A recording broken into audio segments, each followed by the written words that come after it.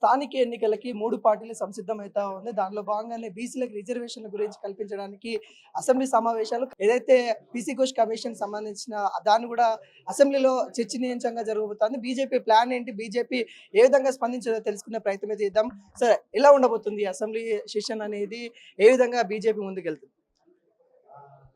ఈ రాష్ట్రంలో ఉన్నటువంటి సమస్యలపై రేపటి నుంచి తెలంగాణ శాసనసభ సమావేశాలు ప్రారంభమవుతున్న సందర్భంలో కాళేశ్వరం కమిషన్ మీద, ఈ రాష్ట్రంలో 42% బీసీ రిజర్వేషన్ల మీద, అదేవిధంగా ఈ రాష్ట్ర ఆర్థిక వ్యవస్థ అస్తవ్యస్తం మీద అనేకమైనటువంటి అంశాలని రేపు శాసనసభలో ప్రస్తావిస్తాం. ఈ రాష్ట్రం ఘోర వైఫల్యం చెందిన విషయాన్ని 22 నెలలుగా తెలంగాణ రాష్ట్రం పూర్తిగా ఆర్థికంగా చితలాకుతలం. ఈ విషయాలన్నిటి మీద కూడా రేపు జరిగేటటువంటి శాసనసభ సమావేశాల్లో చర్చ చేస్తాం.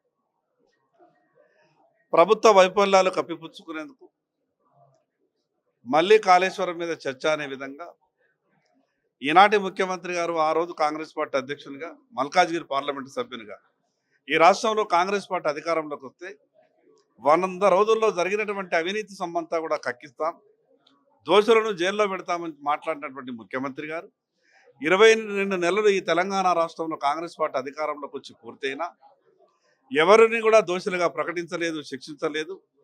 ఏ ఒక్క రూపాయి కూడా అవినీతి సొమ్ము రికవరీ కాలేదు. కేవలం మాటలకే పరిమితమైనటువంటి కాంగ్రెస్ ప్రభుత్వం వైఫల్యాలన్నింటి కూడా రేపు శాసనసభలో ప్రస్తావిస్తారు. ఇంకొక అంశం సార్, అంటే 42% రిజర్వేషన్ కల్పించడంలో ద్రోహంగా బీజేపీ చేస్తా ఉంది అనే విషయాలు చెప్తా ఉన్నారు. ఎలా స్పందించబోతాం? తెలంగాణ రాష్ట్రంలో 42% బీసీలకు రిజర్వేషన్ ఇవ్వాలని పట్టుబడుతున్న పార్టీ భారతీయ జనతా పార్టీ.